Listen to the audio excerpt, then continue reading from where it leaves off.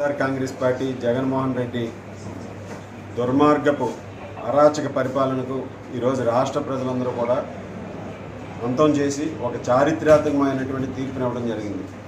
గతంలో ఎన్నడూ లేని విధంగా అధికార పక్షంలో ఉండి ప్రజలకి కనీస సౌకర్యాలు కల్పించకుండా కేవలం సంక్షేమ కార్యక్రమాలని పేరు చెప్పి నేను బటన్ నొక్కాను 100 సార్లు బటన్ నొక్కానని ప్రచారం చేసుకుని అభివృద్ధిని పూర్తిగా నిర్లక్ష్యం చేయడాన్ని ఈరోజు ప్రజలు ఎవరో కూడా క్షమించే స్థితిలో లేనటువంటి పరిస్థితుల్లో జగన్మోహన్ రెడ్డి పట్ల ప్రజల్లో తీవ్రమైనటువంటి వ్యతిరేకత ఏర్పడి ఈరోజు తెలుగుదేశం జనసేన బీజేపీ కూటమికి 160 సీట్లు పైగా ఈరోజు గెలిచే విధంగా ప్రజలందరూ కూడా తీర్పు ఇచ్చారంటే ప్రజలలో ఏ విధమైనటువంటి అసంతృప్తి వ్యక్తమైందనేది మనందరం కూడా అర్థం చేసుకోవాలి. ఈ 5 సంవత్సరాల్లో కూడా రాష్ట్రాన్ని భ్రష్టు పట్టించి అప్పులు పాలు చేసి కనీసం ప్రజలకు చెందినటువంటి వ్యవసాయ భూముల పట్టా పాస్ పుస్తకాల మీద కూడా జగన్ బొమ్మలు వేసుకుని వాళ్ళ రంగులతో వాళ్ళ బొమ్మలతో రాష్ట్రంలో అన్ని పథకాలకి కూడా ఈరోజు ఆ విధంగా అమలు చేసి ప్రజలలో ఒక భయభ్రాంతులు గురి చేయడం జరిగింది.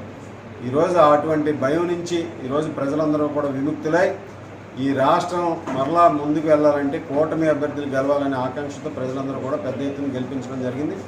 చంద్రబాబు నాయుడు గారు, పవన్ కళ్యాణ్ గారు, మోడీ గారి సహకారంతో రాష్ట్రం మరలా పునర్నిర్మాణం జరుగుతుంది. అన్ని రంగాల్లోనూ కూడా అభివృద్ధి పథంలో ముందుకు వెళ్ళే విధంగా ఈరోజు చంద్రబాబు నాయుడు గారు ముఖ్యమంత్రిగా, అదేవిధంగా పవన్ కళ్యాణ్ గారు ప్రధానమంత్రి మోడీ గారి సహకారంతో అన్ని విధాలుగాను కూడా రాష్ట్రాన్ని ముందుకు తీసుకెళ్ళడం జరుగుతుంది.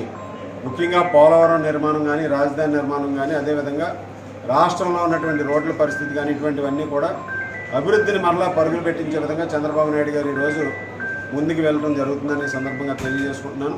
అదేవిధంగా ముఖ్యంగా తణుకు నియోజకవర్గ చరిత్రలో ఎప్పుడూ ఇవ్వనటువంటి ఏకపక్ష రిజల్ట్ని ఈరోజు ప్రజలందరూ కూడా ఇవ్వడం జరిగింది. తణుకు నియోజకవర్గ ప్రజలకు, తెలుగుదేశం జనసేన బీజేపీ నాయకులకు, కార్యకర్తలకు అందరికీ కూడా నేను ప్రత్యేకమైనటువంటి ధన్యవాదాలు తెలియజేసుకుంటున్నాను. ఈరోజు 72,000 పైచీలకు మెజారిటీని అందించి ఈరోజు ఈ నియోజకవర్గ ప్రజలందరూ కూడా తెలుగుదేశం జనసేన బీజేపీ కూటమి అభ్యర్థిగా నా మీద పెద్ద బాధ్యతని పెట్టడం జరిగింది.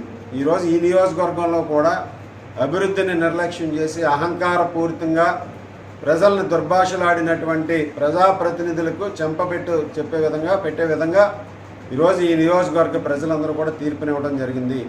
గతంలో ఎన్నడూ రానటువంటి, ఏ విధంగానూ ఎప్పుడు లేనటువంటి మెజారిటీనిచ్చి ఈరోజు ఈ నియోజకవర్గంలో దాదాపు 70% పైగా ఈరోజు ప్రజలందరూ కూడా నన్ను బలపరిచి గెలిపించినందుకు ప్రతి ఒక్కరికి ధన్యవాదాలు తెలియజేసుకుంటున్నాను. ఇది నేను ఒక బాధ్యతగా స్వీకరించి ఈ నియోజకవర్గాన్ని మరింత ముందుకు తీసుకువెళ్ళే విధంగా అభివృద్ధి పదంలో నడిపిస్తాను.